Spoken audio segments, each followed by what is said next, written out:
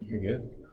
Hi everyone, Dr. Mark here at National Health. Hoping you're having a great day. We're a little late here. We got kind of late patients, so that's all good though. Happy to help them out. So we're talking tonight about this month about digestion and diet. Last month we had the heart, and we did a lot about the heart sound recorder. And just so you know that the heart sound recorder special is still going on this week or this month. So if you're interested in that, give us a call, 228-2040. Happy to talk about that too. But this week we're talking more about diet. And tonight we're talking about Digestion Essentials. So we're going to talk about diet as it pertains to the digestion and how that works. Since I'm talking about the nutritional part, and Dr. Chip and Coach Eddie will be here pretty soon talking about their parts. But in nutrition response testing, we do a lot with digestion. The first part we look at is detox, getting the body to detox itself. Then we look at digestion, making sure you can digest the nutrients and digest your food. A lot of people have a problem with those, so we always look at that first, because if you don't digest, you can take all the good nutrition in the world or eat all the good foods, but if you're not digesting them, it's not going to make a lot of difference. So we look at that as a real important factor, and everybody's different on what needs they need, what needs they have. So some people need digestive enzymes, some people need enzymes to help with digestion of fats and things. Some people need hydrochloric acid support, and most people, anybody who's on proton pump inhibitors needs hydrochloric acid support to get their stomach acids to work correctly, which helps them digest proteins and carbs and different things. So happy to help with that. That's just a quick overview of the nutrition response testing, what we look at there. Tonight I'm going to talk about food combining. And just as a quick little thing here, or as a kind of anybody can do this themselves without even having us look at them, it helps with digestion. So the rules that need to be applied here with food combining is that you keep your proteins and fats away from starches and carbs in the same meal. Now the problem with that is, what do most Americans eat all the time? What does our diet consist of? Well, sandwiches, which are bread and meat. Pizza, which is breads and meats and cheeses and things, wrong combination. Spaghetti, pasta dishes, almost all those things are a bad combination of foods. So when you eat those proteins and fats together, they don't digest well. They kind of sit in there and bubble and churn, gas you up, bloat you up, cause hydrohernia, cause the gastric reflux, especially if you're after years and years of abuse with that. So the rules again: proteins and keep your proteins and fats. Proteins a lot of times will have fats with them. So most of your meats and dairy things will have the proteins and fats together. Your starches and carbs kind of go together. So like your potatoes and grains and corn and beans and all that kind of stuff. Your yellow and orange vegetables are more starchy. That's where your carrots and corn and peas and beans a lot of times will have more carbs, and cashews, those kind of nuts, have more carbs in them. Where proteins are more the meat, seafood, poultry, beans. Now some beans, again, have less carbs, so you got to kind of work that all out. So there's poor digestion between those two, and there's poor digestion between basically proteins and starches and fruits. They don't digest well either. So what we do is we have patients use proteins and green vegetables, like a protein, like if you had say a hamburger, just hamburger, or steak and broccoli. That's a good combination there. Steak and broccoli easy to digest. Hi, Carla. Then starches. If you want to have a potato meal. And just have that in that meal without the proteins and fats. Makes digestion a lot easier. And if people want to have more of the fruits, they can have those a couple hours later. So as we go into the food combining guidelines, you eat your proteins 2 hours away from carbohydrates, starches, and fruit. So again, if you want to have potatoes, have it 2 hours later. But what's one of the most favorite things? Steak and potatoes. Breakfast meals all come with hash browns and toast. I mean, all these bad combinations of foods, and that's why we have problems with insulin resistance, metabolic syndrome, and diabetes. All part of that thing. So not only is digestion a bad thing, but if you eat starches and carbs or eat proteins and fats by themselves, your insulin only goes up 1.4 times. Just a little bump in insulin.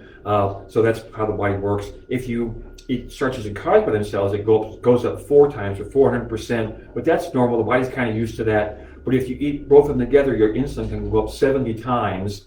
And of course, then you're chasing insulin and glycemia or hypoglycemia around all day. So if you have, like, say for instance, you have bacon and oatmeal in the morning. Well, it's such a bad combination, and then you're going to have that insulin going up and down all day, and starches, and your blood sugar, and then like normally you'll get real hyper, and then you'll crash about 10 o'clock and be real hungry and grumpy, and then you're going to grab something quick, and then it's snack or whatever. So we want to try to keep that level. So in our office, we try to work with proteins in the morning to keep that blood sugar level all day. So some of the other ones here too: no refined sugar, processed foods, and vegetable seed oils. That's a real important rule. That's two big things you can stay away from out there, not even come to the office. I mean, if you just stay away from refined sugars and bad oils, that's going to help you a ton. Now, there's other things we have to work on to repair and replace, but that's a good way to start. Eat your fruit 2 hours away from all the food. Kind of talked about that. Avocados combine well with all foods except proteins and melons. Avocados are just like good food all around. Even by themselves are pretty good. Tomatoes make by taking with non-starchy vegetables and proteins. Just kind of a middle vegetable there. And then melons, eat alone or leave alone. So melons, again, a fruit. So we just want to keep the fruits kind of by themselves. They digest a lot better by then. Your blood sugar. Melons and fruits have a lot of fructose in those, and the liver has a hard time with a lot of fructose, especially if you combine them with proteins and things like that. So if you're having a regular meal, say in the summertime you're having a hamburger, of course if you don't want to have the bun, if you have the bun and the hamburger, that's a bad combination. Then you have melons right after that. You're really asking for all kind of troubles with this insulin thing, with this food combining digestion thing. A lot of things going on there. So that's probably enough for me tonight. I give you some good indications, and we're going to have a lot more about digestion and foods this month. So stay tuned the rest of the month. And next up is Dr. Chip. He's going to explain more fun things. So, Dr. Chip, take it away. All right. Here to explain some more fun things. So I'm just going to take a little different perspective on our digestion and what we need to do in order to help ourselves digest foods properly. So I'm going to start with a little different view of here. But I always like to make sure that we connect our brain and body together. And why that's important is that our brain functioning determines our body functioning. And so if our brain is stressed out, then our body is stressed out, and it goes back and forth. If our body is stressed out, then our brain can be stressed out. And so again, like we see here, is that a balanced brain, and that it's able to connect and send the right messages, leads to a balanced body. A balanced body, again, digestive systems, all the systems of the body is in balance. Now, when we have an unbalanced brain, there is no communication between the brain and the body. So now we have an unbalanced body. So that's important to have stable and proper communication from the brain to the body. And we'll keep going here to explain how this works. So, what causes the discommunication from the brain and the body? Well, it can be different stressors that are affecting the brain or the body, which causes more of an unbalanced brain and body. And so you can see is that physically we could actually tire out the body by doing too much exercise or movement or anything in general there, or we could be not moving enough. And that they're both very crucial for more of a balanced movement. So again, just light exercises, walking is important, all those different things. Now nutritionally, more of your toxins, if we're eating incorrect foods, or we're eating too much of the foods that we know we shouldn't eat too much of the time, then that can lead to an unbalanced brain and body. And then thoughts and emotions are important. So our mindset can really dictate how we are able to digest foods properly and keep our brain and bodies well connected and well balanced.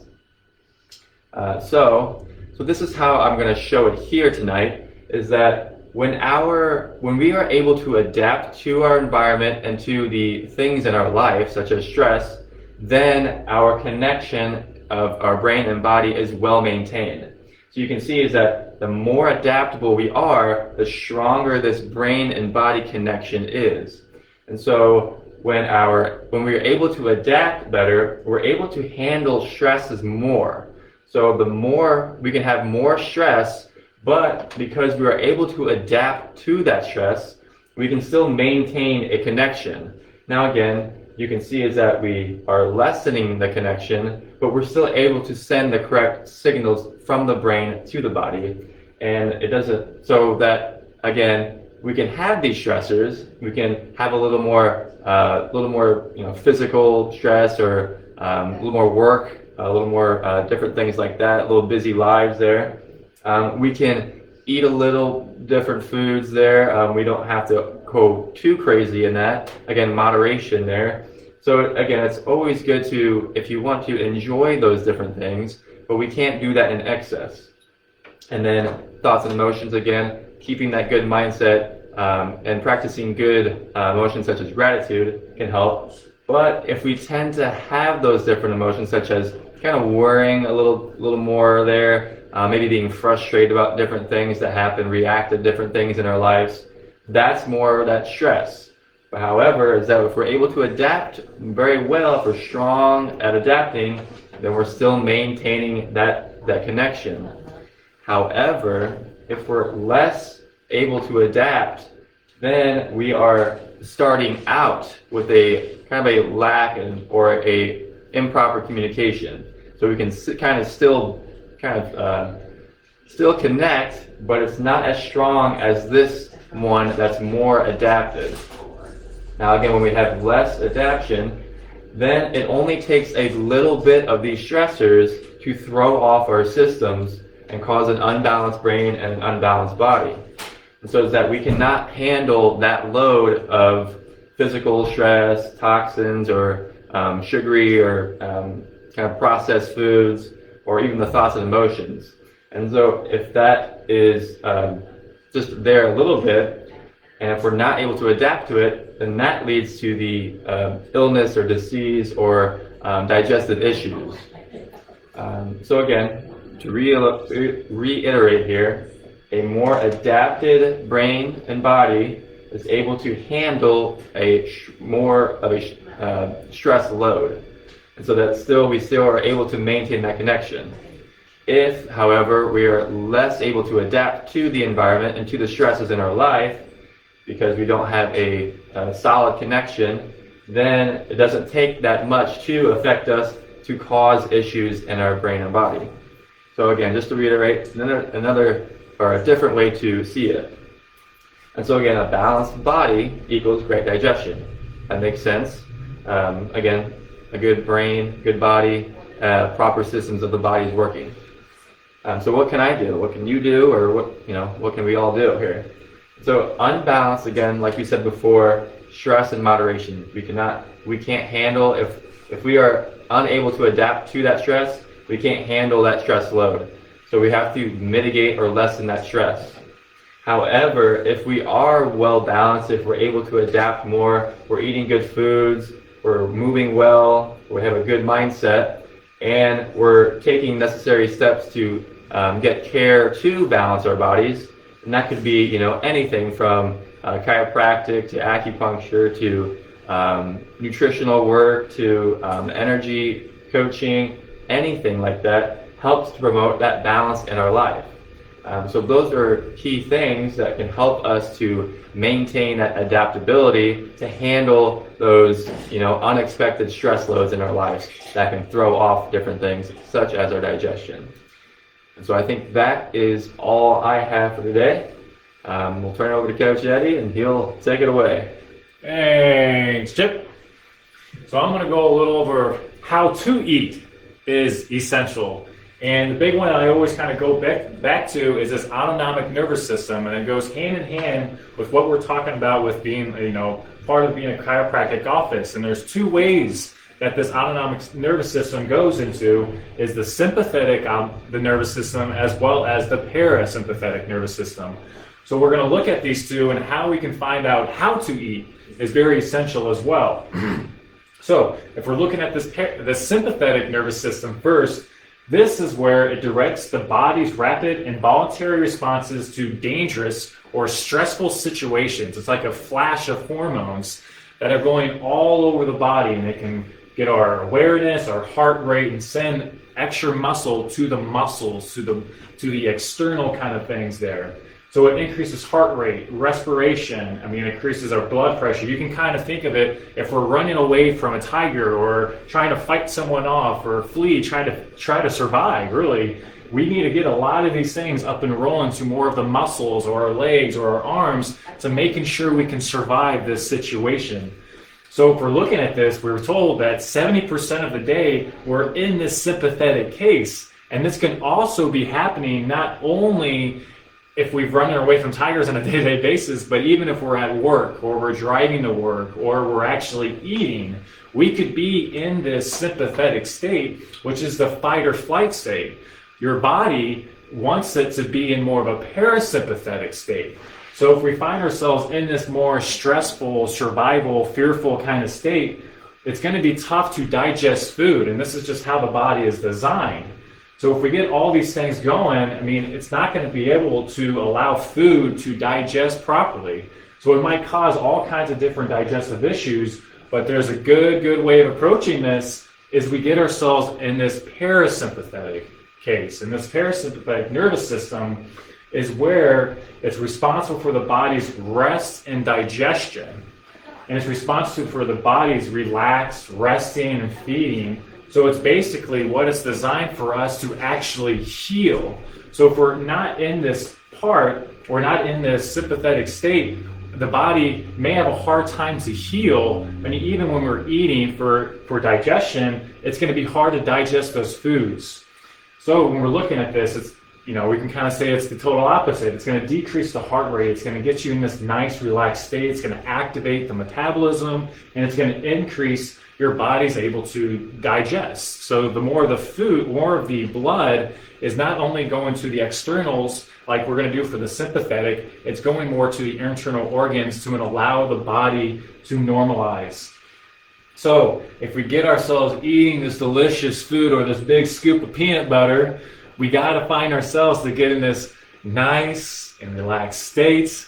Your body's going to say, we're eating. So it's going to get more blood flowing through the internals. It's going to get this nutrients to get thrown around everywhere. And Dr. Chip told you a little bit about it before, but if we have gratitude for our food is actually, research is backed up that it's getting ourselves back into this loving, this parasympathetic state, so it allows the body to digest food more correctly. So that is my go-to to how to eat, is to find ourselves, to get ourselves into more of this relaxed state when we eat. You can always do it before, pre-game meal, or how you want to look at it, to get some nice deep breaths in, get yourself in a more relaxed state. That's going to activate more of the digestive systems. Because, today we find ourselves, always on the road. I remember when I used to I was a sales representative, and I'm eating food, but I'm trying to steer the car, trying to eat at the same time. And well, if you look at it, if you kind of see it, I'm going to be eating a lot of that food, but am I going to be absorbing? Am I going to be actually digesting any of that food if I'm in the survival state, trying to survive the road and everything? But if we look at it, then money-wise, we can look at it this way as well. If we want to get the most bang for our buck with our food, if we want to actually assimilate and digest the food, let's get ourselves in this nice, relaxed state, because it's going to be a win-win-win in any situation when we're looking at digestion in general, is to get ourselves in this nice parasympathetic, nice rest, digest, and healing state. So that is all I got for you for when it comes to this. Follow us on any type of social media. We're going to be pumping with this much more, especially when we come to our email list, our blogs. We're going to get a lot of great quotes from all the doctors here and I. But really kind of get us on our email list, because this is how we're approaching it, is all of our blogs, recipes, any kind of updates that we got going on, even with these health shops. We want to keep you guys informed. We only do one email a week. It's not anything, we're going to do one every other day, but we're really going to kind of help you guys out to get as much information as we can for you. So if you have any questions or you want to schedule an appointment with us, we are